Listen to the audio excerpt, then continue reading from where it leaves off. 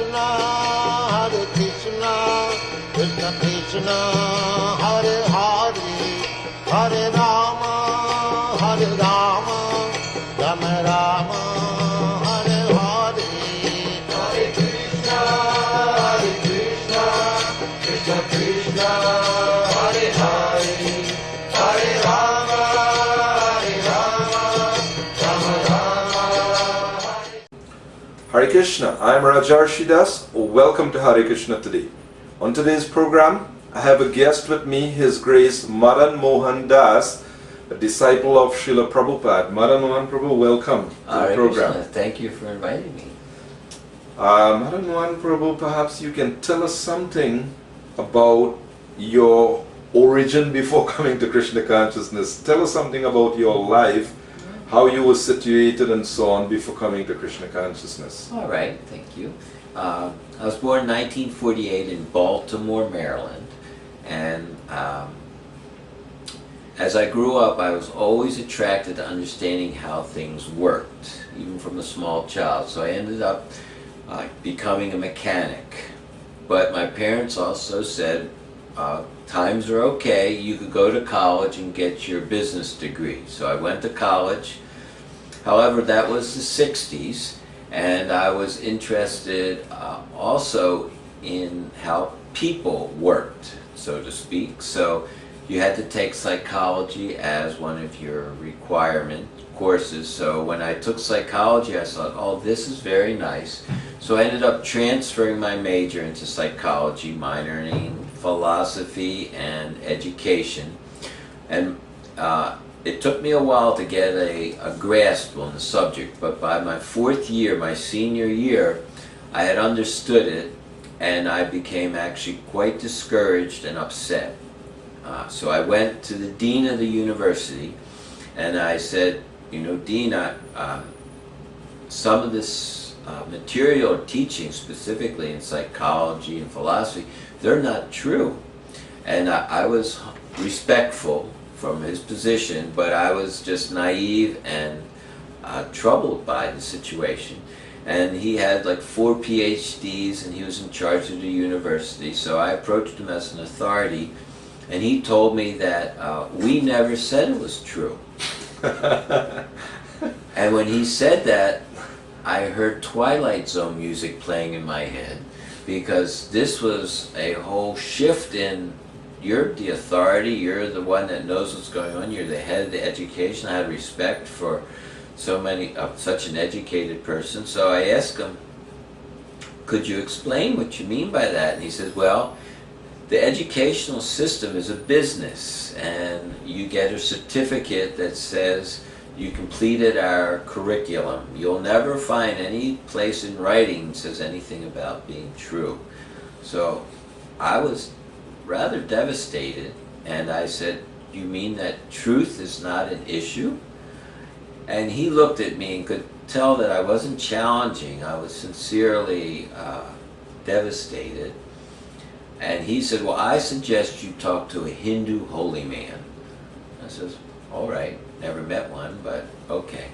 So I graduated college that year, and I built myself a camper. I have an old Ford bread truck, and I left to go across the country to visit my brother who lived in California. I was in Baltimore, Maryland, and I didn't know where I was going, so I called the RV Salvation. I said, Destiny, you take me where I'm supposed to go, because my philosophy up to that time was that there's no coincidences. Being a mechanic, I saw things worked a particular way, and there's too many things working a particular way that it's just randomly happening. So my brother, he lived in California, so I pulled into his house. He lived in Los Angeles, 3765 Watsika Avenue. And the temple, world headquarters, where Srila Prabhupada was and stayed a lot in that year, 1971-72, was 3764 Watsika. So I parked right in front of the temple, and I asked my brother about, he said I was a vegetarian at that time, And he said they're also vegetarians, and that they have a nice program on Sunday that you can go and taste their food, and it's very nice. So he appreciated the prasadam. So I went across on Sunday, and I saw I listened to a lecture, and actually I didn't hear the lecture. I waited till they were finished. I looked through the crack in the door, and so they were still talking. So I waited till they stopped, and then I went in, took the prasadam, and later on, about a couple of days later, devotee approached me with 2 Krishna books and a Bhagavad Gita for a total of $10. I said, this is a good price. Big hardbound Krishna books. There were 2 volumes set at that time, and the paper bound. And I read that and came back and I joined. It was a very short period of time after reading the Bhagavad Gita that I understood that what truth meant. And it said, if you want to know what the truth is, you have to approach a bona fide spiritual master and inquire from him, because he has seen the truth. So I could understand that truth, there's more to it than meets the eye. So you have to approach someone who doesn't have the 4 defects. What were some of the aspects of the Bhagavad Gita or the teachings that inspired or attracted you? Well, specifically for myself, I liked... But first of all, before you proceed, you mentioned 4 defects. Maybe our viewers may be wondering what we're speaking about. Well, just like back to the college era, and he said truth is not an issue, and I heard the Twilight Zone music. I understand that it's not that everything that's going on is true. There's kind of it's hidden from most people. So that means we're not in true. And the Srimad Bhagavatam, there's a nice verse that comes to mind. In the 4th canto, chapter 22, the 4 Kumaras are speaking to Maharaj Prithu. In text 31, he says, when one deviates from his original consciousness, he loses the capacity to recognize his present situation or remember his previous situation. When this occurs, all knowledge is on a false platform, and the great sages say that in this situation, the soul is lost. So, in the material world, people are overcome by the duality of desire and hate, and they're under the influence of the Lord's external energy, and therefore they don't know what the actual truth is. And in the Bhagavad Gita, in the 4th chapter, it explains so many ways of doing sacrifice and trying to find out what the truth is, but ultimately one has to approach someone that is in knowledge, that can share that knowledge with you, which is a guru. What are some of the things that you would learn when you approach the guru? Like laws of nature, why we're suffering. What inspired you? What you felt was really true when you got the knowledge? Okay. Actually, when I first came to the temple, they gave me this little teeny book. At that time, in 1972, the Srimad Bhagavatam was coming out 1 chapter at a time. And they gave me chapter 9 of the 2nd canto, which is entitled Answers by Citing the Lord's Version.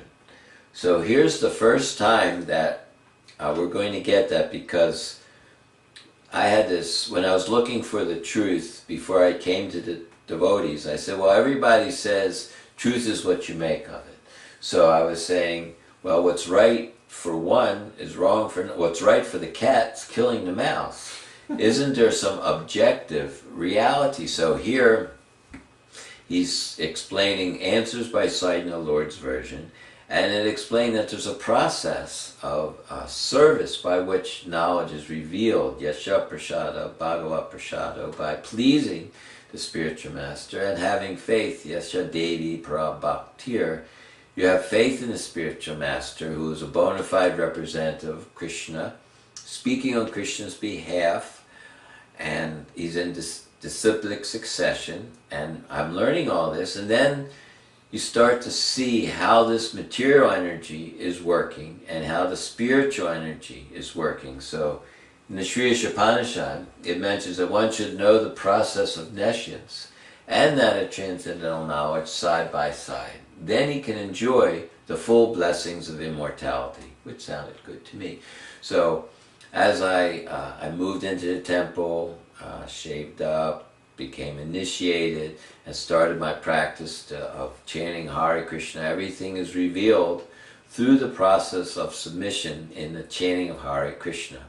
Krishna explains that as they surrender to me, he rewards them accordingly. So the only way to surrender to Krishna is by his bona fide representative.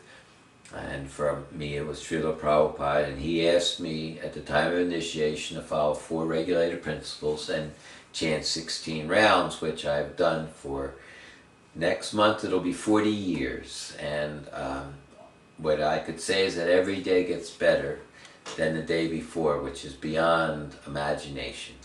Now, when Srila Prabhupada came, and what he taught was certainly revolutionary, and he attracted a lot of people. But at the same time, there's a great part of the population that doesn't care for the practice, the philosophy you're advocating. So my question is, what determines what a person would accept as genuine or higher truth, or what determines that? Is it like, you know, what are the factors then that will make a person be an atheist and he's convinced about that?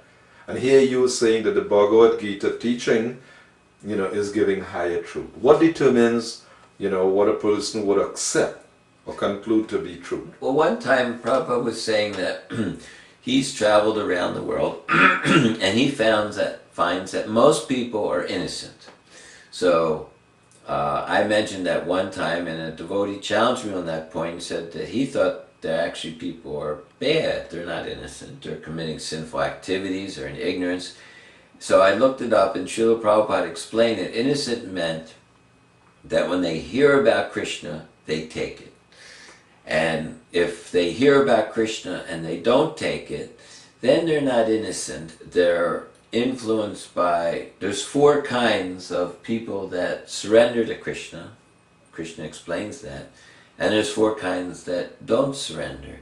So there's 4 kinds of people that don't take to Krishna consciousness, because we understand from the Vedic literatures, which are free from the 4 defects, which we hadn't gone into before. We asked that Aparashaya, that they're not man-made, they're coming down from the perfect source. So when we hear that, if we're neutral, we take it. Innocent, we take it. But if we have these 4 types of impious persons, they don't take to Krishna consciousness because they're too busy.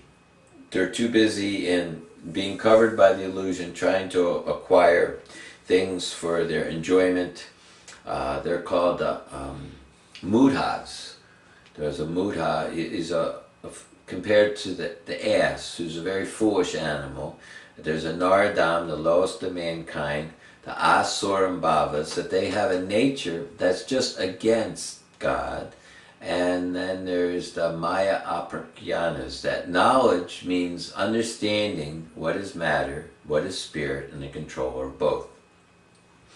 And the knowledge that they got, mostly in this world here, it's technical knowledge. It's not real knowledge. The real knowledge means how to become free from birth, death, disease, and old age. That these are the real problems of the humans. Atato Brahma Jignas. Human life isn't established in the Vedic culture because you have an opposable thumb, or you only walk on 2 legs.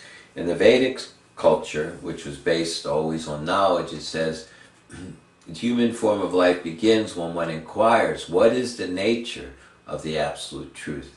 Atato Brahma Jignas. That's when it begins. And what's supposed to stimulate that is the humans have the ability to ask why. Why must I get old? Why must I suffer? Why must I die? And these are questions that the animals cannot ask. But they can reason, they can do everything else. Eat, sleep, mate, and defend, which are common between the humans and the animals. So Prabhupada would explain, unless one comes to a Tata Brahma Jignas, asking about what is the absolute truth, what is the goal of life, then he's simply a Dvipasu, a two-legged animal, because he's only interested in the, not in a derogatory sense, but his life is spent just in the animal propensities. This body has to eat, sleep, mate, and defend. But if you don't go beyond that, you just polish it, then we're just polished animals. So Prabhupada is giving us this intelligence just by his mercy. It's all complete.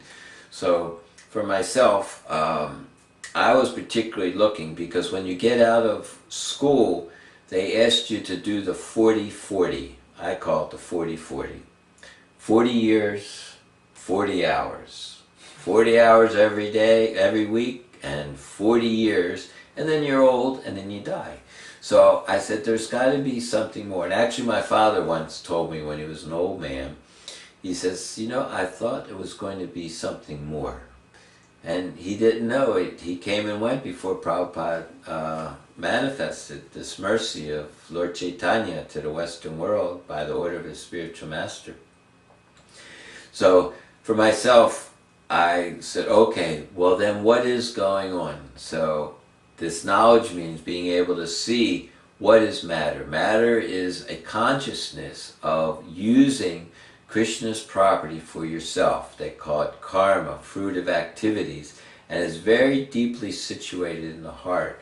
So only by the process, a sadhana process, which is a regulated instructions of the spiritual master, does one get clarity of his intelligence to understand what is the situation. It's a very precarious situation.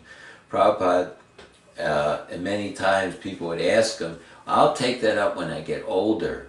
You're old, I'm young, so why should I do it now? And Prabhupada would always respond that, what is old? He would ask, and then they would generally say, someone who's about to die is old. So he said, do you have a contract saying that you're going to live for another 20 years, 50 years, 10 seconds? And he said, no, I have no contract. He says, so when could you die? So, well, actually, I could die at any moment. Then therefore, you're old. So you should take up this Krishna consciousness with urgency, because if, according to the laws of nature that Krishna explains in the Bhagavad Gita, that most people nowadays, there's the three modes of nature, goodness, passion, and ignorance. Most people are under the control of passion, mostly in ignorance, that they may not get another human form of life, which is the greatest fear. That if you go back into, you look around, you see the trees, you see the grass, you see the bugs, you see the birds and the dogs and the cats. How do you respond to people saying, but nobody knows the truth? You may be asserting that, you know, this is truth and that is truth, but people say, but nobody really knows what is truth. How do you respond to that? Well, I respond to that by remembering how Srila Prabhupada responded to that, because just being a disciple, he's helped me understand everything. So he would say to the person that actually all you can say is you haven't met the person who knows the truth. You don't know the truth. And then he would quote the Sanskrit, Atmavan Manyate Jagat. And that is that everybody sees according to his own vision. He says, so of a blind man, who'll say no one's seen the sun. And maybe he'll get in a group of all blind people, and all blind people will say, there's no sun. None of us have seen the sun. Does that mean that the sun will go out of existence because that little group of blind people says it doesn't exist? So all that one can say is, if you met that person who has seen the truth, would you be interested in knowing the truth? Because it's not that no one knows the truth. All you can actually say is you haven't met that person who has seen the truth, unless you're against the very principle that someone can know the truth. Would that be one of the conditions? Would you be against the principle that somebody could know the truth? Yeah. But what if they say, well, man is imperfect, so nobody will be able to know the truth? Okay, so how about if someone came that was empowered? Can God, he's not limited. So if God wanted to tell you the truth, would that make it impossible for you to, on your own, you cannot know the truth. It's beyond, God is beyond your capability of knowing. But by his capability, if he wants to reveal himself to you, can that say that my potency is greater than God, so I can stop him from revealing it to me? What would you say? I would say he is supreme, and if he wants to reveal Yes. the truth, then he could. How can I stop him? Yeah. But how would you detect? How would the average, or could, what is the qualification for an ordinary person to say, well, okay, this person, what he is speaking, is the truth? It may take a little bit of education. Like, so, for instance, if someone says, I want to be a doctor, and he goes and he says, make me a doctor, and the place that he goes to says, we can do that, it will take some time. There's some courses, it'll take maybe 8 or 10 years. He said, no, make me one right now, I want to start practicing tomorrow. So if that person pursues his line of thinking, he's called a quack. He's not qualified. So the qualification, you want to see God, it's called tattva darshan, to see the truth. You want to have that ability. So it'll take some time, just like if you go to buy some gold, let's say you heard that it's a good thing to have, so you go to Walmart and you say, I want some gold, or even besides Walmart, that may not be such a good place, you go to a person on the street, maybe in India, and you say, could you sell me some gold? And the person says, you know what gold is? And he says, no, but I hear that it's a good thing to have. Oh, okay, just come over to my shop and I'll give you a very good price on some gold. Do you think he's going to get actual gold, or will be cheated? There's a good chance he's going to be There's a good chance. So unless you take some time, and of course this particular situation, because you're interested in knowing about God, it requires genuine sincerity, and because Krishna will give you, in the Sri Ishopanishad, it mentions that Krishna is a self-sufficient philosopher who is rewarding everybody their desires since time immemorial. So if you genuinely want to know, he'll lead you to the person to hear the truth. In this world, it's called the world of the cheated and the cheater. The cheaters and the cheated. So you actually have to know. There's sometimes people want to know the truth so they can control the truth, as opposed to serve the truth. So it takes a little bit of sincerity. What would be the difference between knowing, controlling the truth, and serving the truth? Madanmohan Prabhu, we would like to hear from you about God, the absolute truth, and our relationship with Him.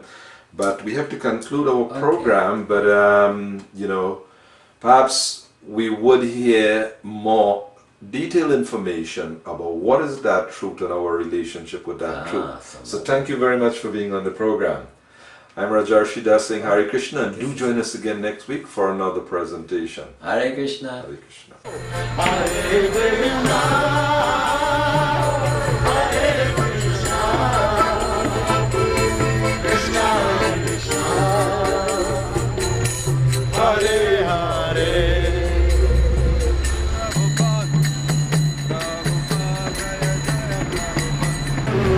Hare Hare, Hare Krishna,